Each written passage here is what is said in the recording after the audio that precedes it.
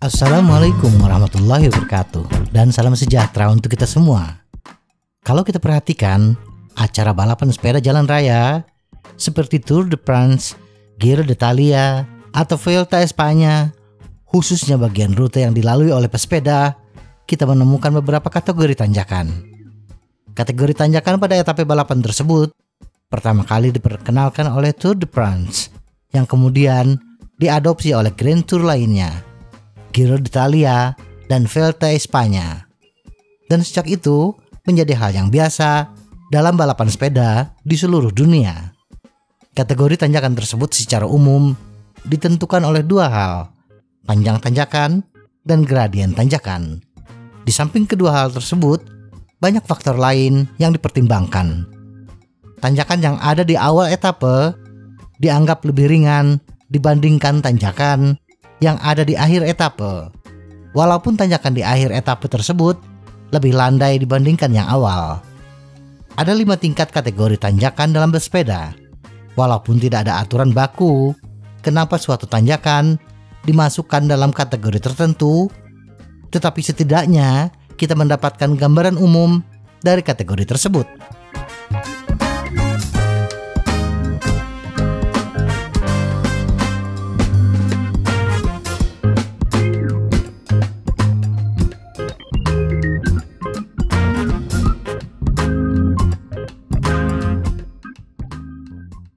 Kategori 4. Kategori ini adalah tanjakan yang dikategorikan paling mudah, dengan poin King of Mountain paling kecil.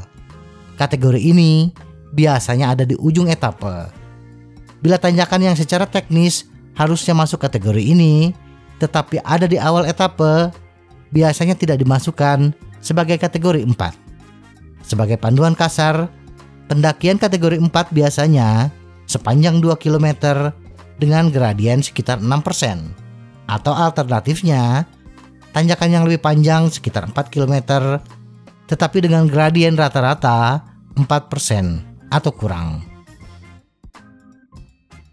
Kategori 3. Panjang tanjakan pada kategori 3 biasanya tidak jauh berbeda dengan kategori 4, tetapi memiliki gradien yang curam. Sebuah tanjakan sepanjang hanya 1,5 km di Tour de France bisa dimasukkan sebagai kategori 3 meskipun dengan kemiringan rata-rata 5%. Namun, di tengah tanjakan tersebut terdapat tanjakan dengan gradien 12% sepanjang 300 meter dan ada di kilometer terakhir sebelum garis finish. Jadi, walaupun pendek dan gradiennya di bawah 6%, kategori 4, tetapi bisa dimasukkan dalam kategori 3 karena di tengah tanjakan ada tanjakan curam, gradien 12%. Kategori 3 yang lebih panjang dan datar dapat membentang hingga 6 km atau lebih, tetapi dengan kemiringan sekitar 4%. Kategori 2. Pendakian kategori 2 akan membuat pesepeda benar-benar kehabisan tenaga. Pendakian kategori 2 yang pendek bisa mencapai 5 km dengan gradien rata-rata 8%. Sedangkan yang lebih panjang bisa mencapai 15 km atau lebih dengan gradien rata-rata 4%.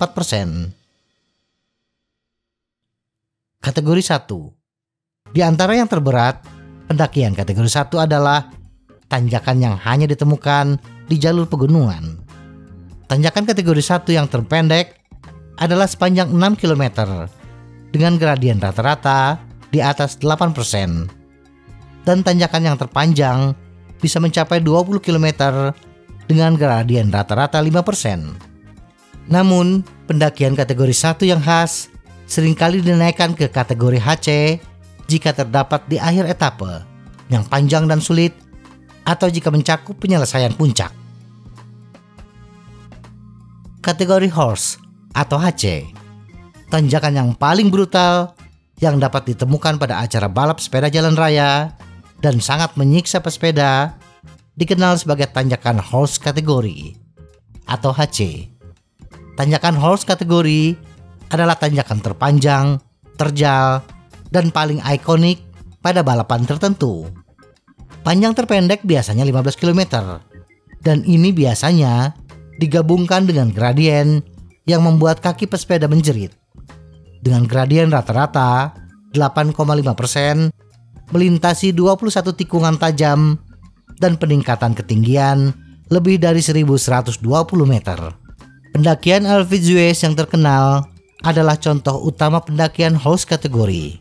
Kebanyakan, apakah tim pesepeda Grand Tour menang atau kalah ditentukan dengan apakah tim tersebut bisa memenangkan tanjakan kategori 1 dan pendakian horse kategori atau HC. Semoga informasi ini bermanfaat. Tetap sehat. Salam goes.